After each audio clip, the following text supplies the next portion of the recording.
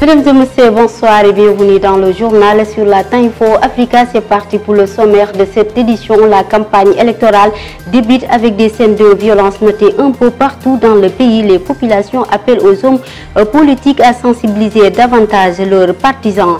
Le paludisme continue de se propager en cette même période de fraîcheur, une situation due à l'insalubrité et l'ouverture des canaux d'eau selon certains citoyens rencontrés dans ce journal. Les syndicats des enseignants du QSEM et du SAEMS ont entamé une marche nationale cet après-midi à Thiès. C'est pour dénoncer le mutisme de l'État face à la situation que traverse l'école sénégalaise, entre autres revendications. L'actualité internationale et la page sportive mettront fin à cette édition. Tout de suite, le développement. Bienvenue à tous, merci d'être avec nous. Bonne nouvelle pour les populations de Tambacounda, ils n'auront plus besoin d'aller jusqu'à Kaolack pour obtenir un jugement en deuxième instance. La région vient de se doter désormais d'une cour d'appel composée de 36 bureaux dont 2 salles d'audience. L'édifice va participer dans l'accélération du traitement des dossiers judiciaires. L'inauguration a été faite sous la présence du ministre de la Justice, garde des Sceaux, Maître Malick Sall, que je vous propose d'écouter.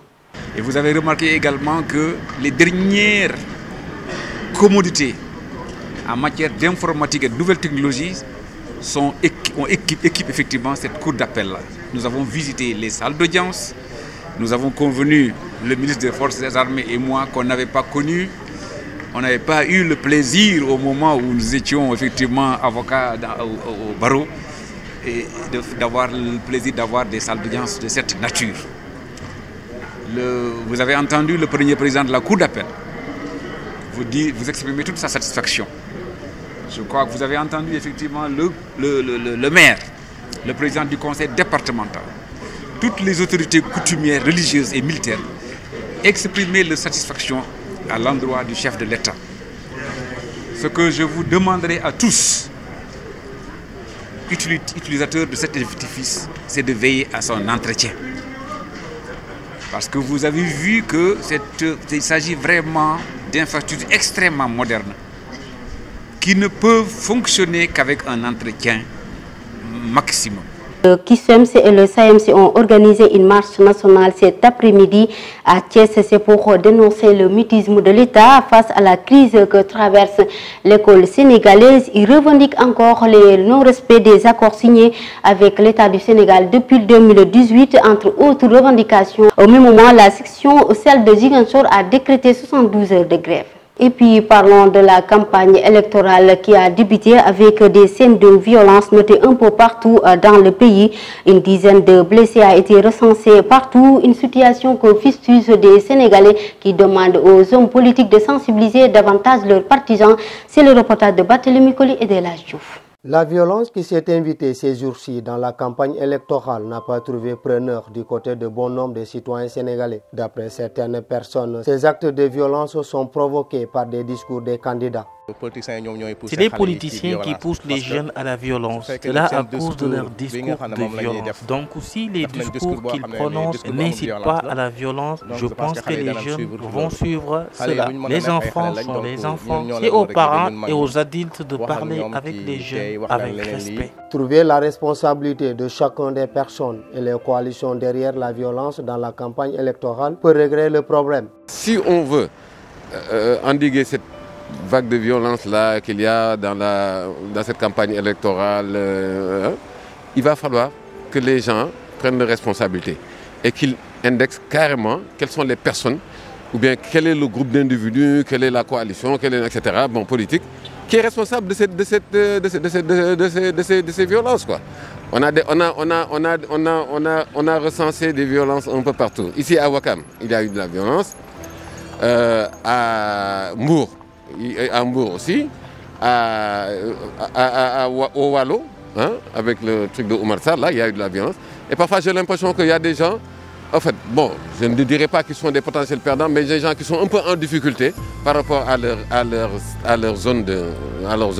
Puisque certaines personnes qui commettent les violences sont considérées comme des stars, c'est pourquoi elles profitent de ces moments pour se faire connaître. Bon, d'abord au Sénégal, depuis quelque temps, bon, on a entretenu la violence. Quand quelqu'un fait de la violence, il devient un star. C'est pourquoi les gens, ils se préparent pour des activités comme ça, pour faire de la violence. La démocratie ne peut pas prospérer dans le désordre et dans un environnement de violence. Pour trouver une solution à cette situation, afin de mettre fin aux nombreuses chaînes de violence dans la campagne électorale, les candidats aux mairies et aux départements sont appelés à revoir les propos de leur discours. Merci Barthélémy Collet. Malgré la flambée des cas de Covid-19 recensés chaque jour dans les hôpitaux, le paludisme continue de se propager au Sénégal. Une situation liée à l'insalubrité et l'ouverture des canaux d'évacuation, c'est l'avis de certains Sénégalais rencontrés dans ce reportage signé Seynaboudia et La Diouf. On n'a pas l'habitude de voir des moustiques en période de fraîcheur, mais pour cette année, on constate qu'il y a beaucoup de moustiques à Dakar. Les causes sont liées à l'insalubrité. Bon, les phénomènes des moustiques, disons, dans la ville dakaroise, elle est souvent périodique. Et très souvent, c'est souvent engendré par l'insalubrité. Voyez-vous, donc quand les caniveaux ne sont pas assez curés, quand il n'y a pas le curage des caniveaux, quand il y a vraiment fort déchets dans nos différents coins des ruelles, et tout ceci peut engendrer le phénomène des moustiques. Et aussi noter à cela le point de vue des herbages. Donc quand les arbres, les fleurs, voyez-vous, ne sont pas assez taillés, tout ceci peut également engendrer le phénomène des moustiques. Ce père de famille utilise chaque fois les moustiquaires. Pour lui, l'affaire des moustiques n'est pas une question de période. Pour moi, la solution pour éviter le paludisme, il faut dormir sous les moustiquaires. C'est la seule solution. Auparavant, on utilisait beaucoup de médicaments tels que le Nevaquin, mais pour l'instant, je pense que la seule solution, c'est de dormir sous les moustiquaires. Moi, j'utilise les moustiquaires pendant toutes les saisons, la saison sèche et la saison des pluies. Je pense que c'est la seule solution. Si les moustiques se multiplient en cette période de fraîcheur, ceci est dû en grande partie à l'ouverture des canaux d'évacuation des eaux. Les causes de l'existence des moustiques en cette période de fraîcheur, il faut les trouver au niveau de certaines zones, notamment au niveau des canaux. Il y a certains canaux qui sont ouverts. C'est le lieu de production de ces moustiques-là. Donc pour les éviter, il faut nécessairement désinfecter les canaux et voir donc un autre système pour éviter la prolifération des moustiques. Même si l'utilisation des moustiquaires est très importante, les services d'hygiène doivent continuer la désinfection des zones de production des moustiques. Restons toujours dans le cadre du paludisme, une maladie qui est plutôt fréquente pendant l'hivernage. Beaucoup de Sénégalais en souffrent actuellement dans les hôpitaux. C'est l'avis du docteur Tidjane Diallo de la Souma Assistant que je vous propose d'écouter au micro de Ousmane Nia. Ceci peut être donc expliqué par les changements, en tout cas, dans plusieurs facteurs. Il y a des facteurs environnementaux qui sont là à travers les aménagements de la voirie, aménagement des espaces donc publics. Nous voyons de plus en plus des gîtes justement qui se font. Et ces gîtes sont propices au développement, à la fécondation et au développement justement du germe, le plasmodium. Il faut savoir tout de même que le principal vecteur, donc l'anophèle femelle, se développe en milieu eau claire et douce. Et vous et moi, nous savons très bien que de plus en plus, avec ces travaux des espaces publics, des espaces de voirie, ces aménagements en tout cas justement de l'environnement, contribuent ou favorisent ces facteurs de risque-là. Et justement, à titre d'exemple, dans la semaine, j'ai eu, personnellement, pas mal de 3 à 4 cas de palu, dont un grave. Vraiment même malheureusement, on l'a perdu en fait, malheureusement, puis à son âme.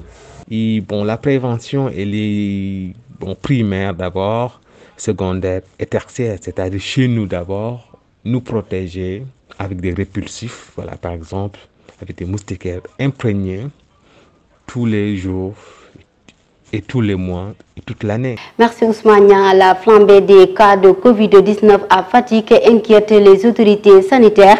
Plus de 250 cas de contamination ont été recensés en seulement 10 jours. Le médecin-chef de l'hôpital Habib Ndiaye appelle les autorités politiques à profiter de la campagne électorale pour sensibiliser leurs militants sur l'importance de la vaccination. Les sanctions de la CEDEAO sur le Mali auront bel et bien des impacts sociaux, économiques et géopolitiques sur l'ensemble de la sous-région, notamment pour le Sénégal. C'est l'avis de Baba Sakho, stratégiste économique, social et solidaire, que je vous propose d'écouter au micro de Ousmane Niang. Tous les deux pays n'ont pas intérêt à ce que les frontières ne soient fermées. Il y aura un impact économique et des impacts socio-économiques et géopolitiques pour ces deux pays, même par rapport à l'ensemble de la sous-région. Regardez ce que génère comme richesse le corridor Dakar-Mali en termes d'impact économique pour les deux pays. Donc on n'a pas intérêt. Je pense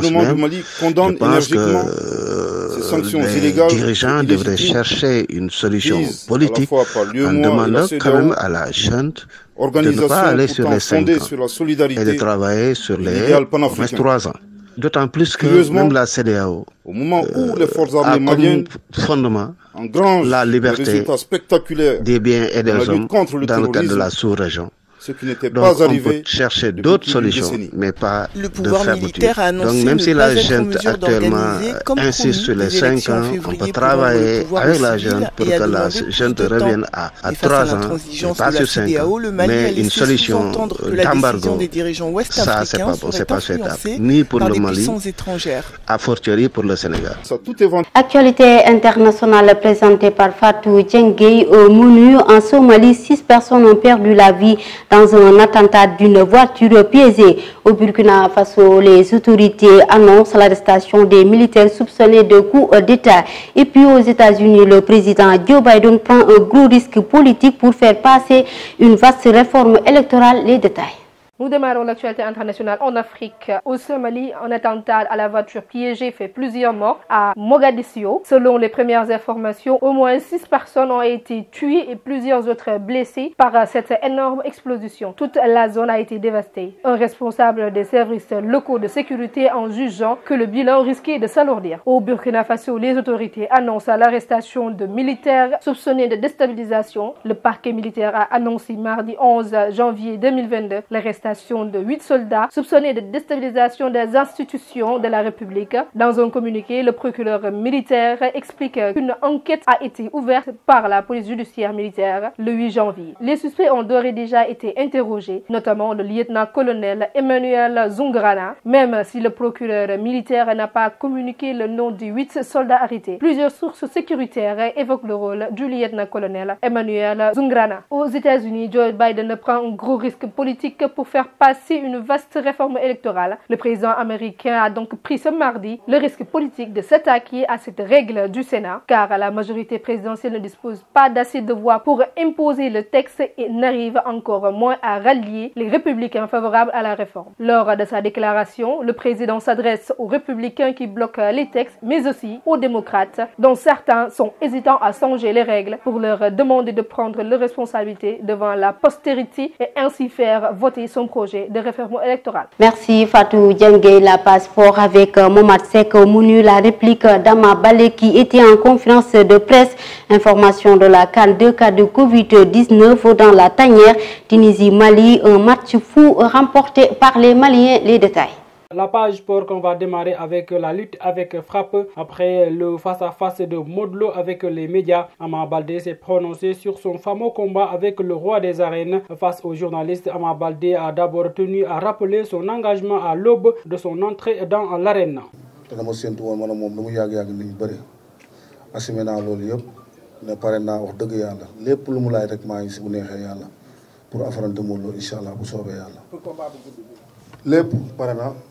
xale bu ndaw laa tamit wallahi xam naa du ñeexu ñebe Modou Lo roi des arènes nan la mën a nekkee neexu ñebe na bàyyi caaxaanam bi waaye champion la xam nga tey buñ nekk ñun duñ nekk ñu si média di wax parce que baaxewuñu du nekk si média di wax baaxewuñu di tontu comprendre waaye ku tee sa travail bàmmeel xam na ni jour boobu ñun ñëw nañ teel nañoo ñëw dugg nañ fu ñu war a dugg toog nañ fu ñu war a toog Modou Lo moo jaar fu mu warut a jaar comprendre kon dañuy ñaan yàlla sama supporter yi tuuma bii ñu leen di teg maa ngi ñaan yàlla nañ ko suñu borom teggil bëreer lañ bëgg te jàkkaaroo Modou Lo rek lañ bëgg wóor na Serigne Touba.